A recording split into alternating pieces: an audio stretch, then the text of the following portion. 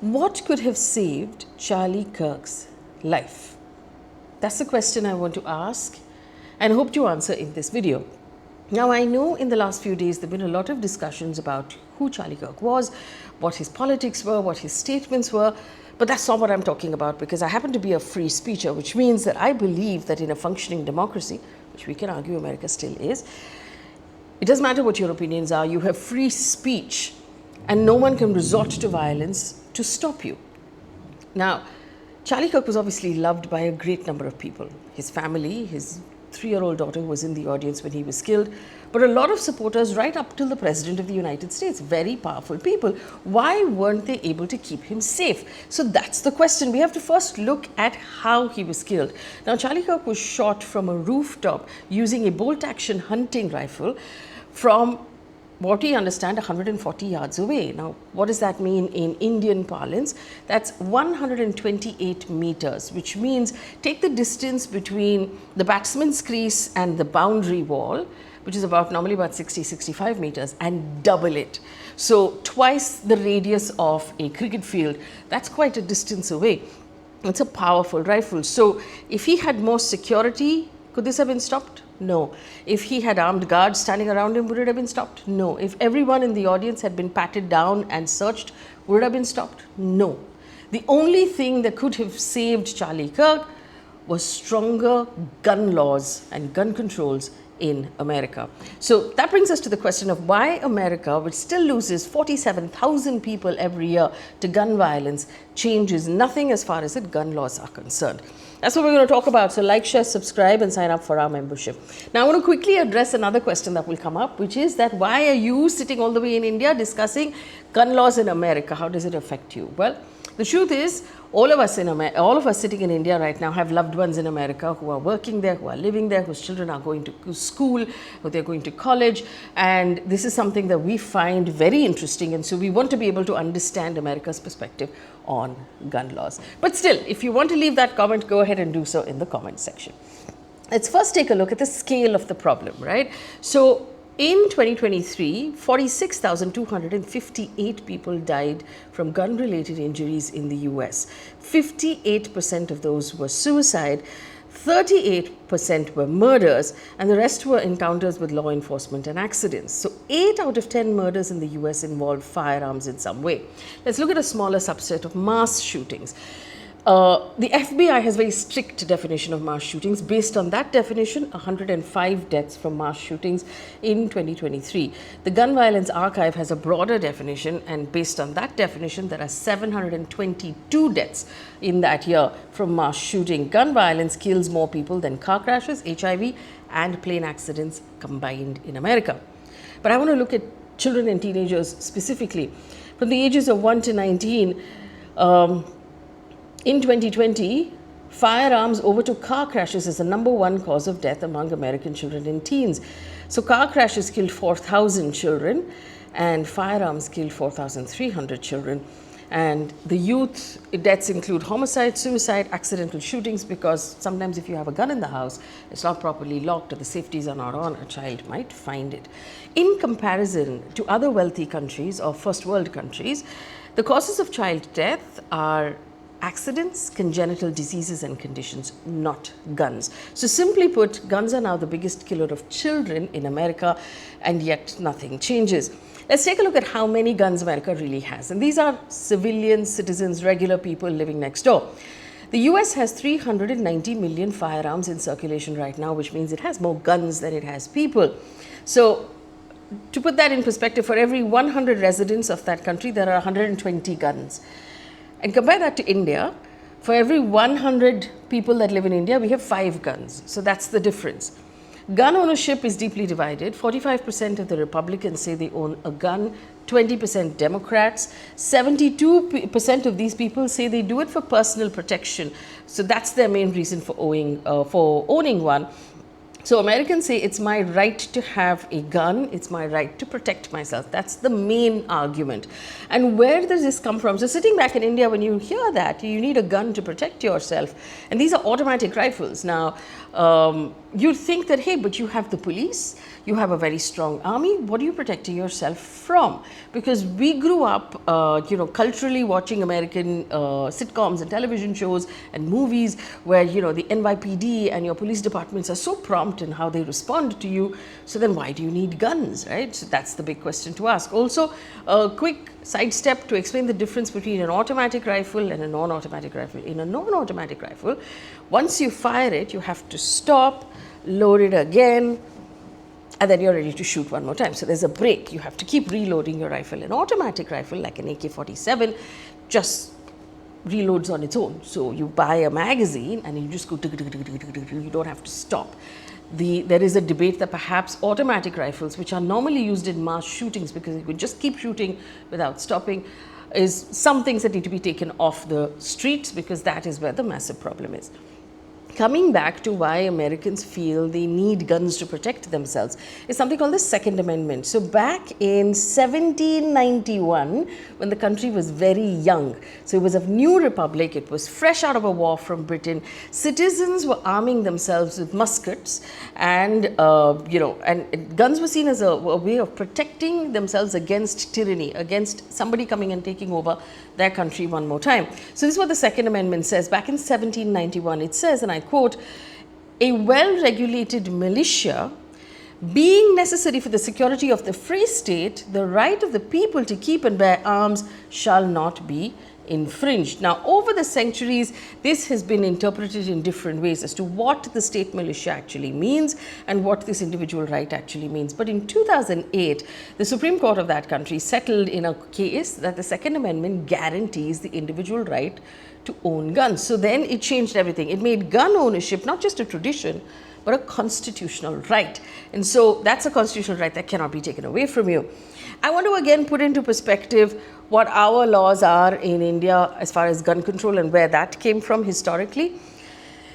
The US, like I told you, the guns are enshrined in their constitution. In India, after the first war of our independence, 1857, which the British called the Mutiny, remember? The British brought in a new law. It was called the Indian Arms Act of 1878. It restricted the ownership of weapons in order to prevent another uprising. They wanted to sort of make sure that we couldn't rise up against them. Even Mahatma Gandhi at that point called it a Black Act. But that legacy continues into who we are today, and India largely has restricted gun ownership, licensed only if you play the sport or if you need protection and you can prove in some way that you are at risk, you need protection, police protection is not enough for you, something, and only after you're able to prove that will you be allowed to own a gun. So as a result, our political rivalries play out in Parliament and on national television, but not with guns. Now, let's look at, back to America, let's look at the two sides of the argument, for guns and against guns, right? So what are the for guns argument? One, self-defense, like I already told you. Guns are necessary for self-defense. Two, deterrence. So this is another argument. The good guys have to have more guns in order to be able to overpower the bad guys. So the argument against school shooting has always been put armed guards in the schools so that if someone comes in armed, the armed guards can shoot them. So basically guns to battle more guns. Cultural identity. It's a very deep part of the American identity, given where the country came from, that they have guns. And of course, we must not ignore millions and millions of Americans have hunting and sport shooting as a hobby. Some of them collect guns. This is like a really big cultural thing in the US. And of course, politically, groups like the National Rifle Association, NRA, argue that more guns will make us safer. Let's look now at the counter argument against guns, right? I've already said this, 47,000 deaths in 1 year, more than any other developed country. Suicides become easier because there are guns in the house, and so they happen faster. And there's research that shows if someone is considering self-harm and there's a deterrent, so they're not able to actually execute that, they tend to actually survive that moment. Mass shootings. No other democracy has schools and concerts regularly shot up and turned into killing fields like America. Domestic violence, women in abusive households face higher risks when guns are present. And there is a cost. Gun violence costs America $557 billion every year, of which $12 billion comes from taxpayers. So why isn't anything changing? That's the politics. The NRA, remember I told you, the National Rifles Association is very powerful. There's a lot of money riding. It spends millions on lobbying politicians and donating to their election campaigns. And so once you take money from the NRA to run your election campaign, then you have to listen to what they say later. 50 million per year apparently is what they donate to these campaigns. Apparently also the NRA grades politicians from A to F based on their stance on guns, and these grades can either make or break elections. But how do the American people feel? 57% of the Americans want stricter gun laws. Only 10% want looser gun laws or easier gun laws. But no gun reforms barely passed. Biden apparently, had to really push through some gun reforms. They weren't very strong, but he tried to push something. But what happened when Donald Trump took over in 2025 is he dismantled all of those Biden-era gun reforms. He eliminated the White House Gun Violence Prevention Office.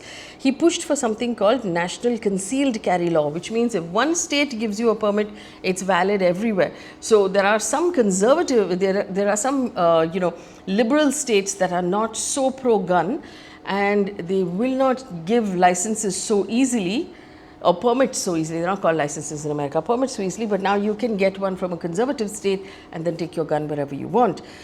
Donald Trump's stance is effectively no new gun control at all, only more guns and more law and order.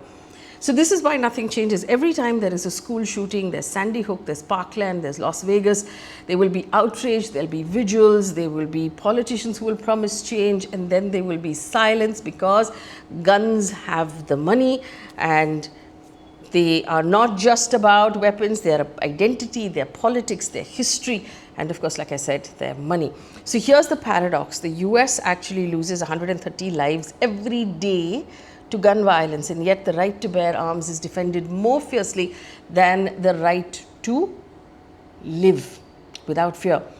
Because your child could be shot in a school, in a church, in a supermarket, and until America decides that the cost of freedom, of that particular freedom, is not worth 47,000 lives every year, the gun problem will remain a problem. And it will be a huge jump to actually figure out, for American politics to take that step to figure out that this is not okay. But fundamentally, it has been made a right versus left, a Republican versus Democrat argument.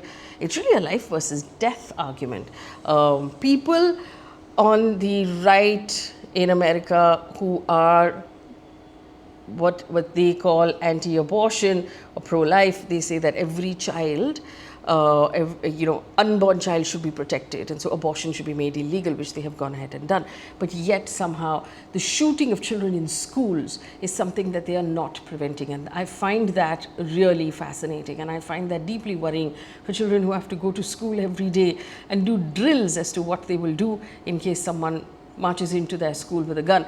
The interesting thing about school shootings is that invariably in American media, they will say that this was a troubled young teenager who went back into the school and shot everybody. The question is, why do your troubled young teenagers have access to automatic weapons?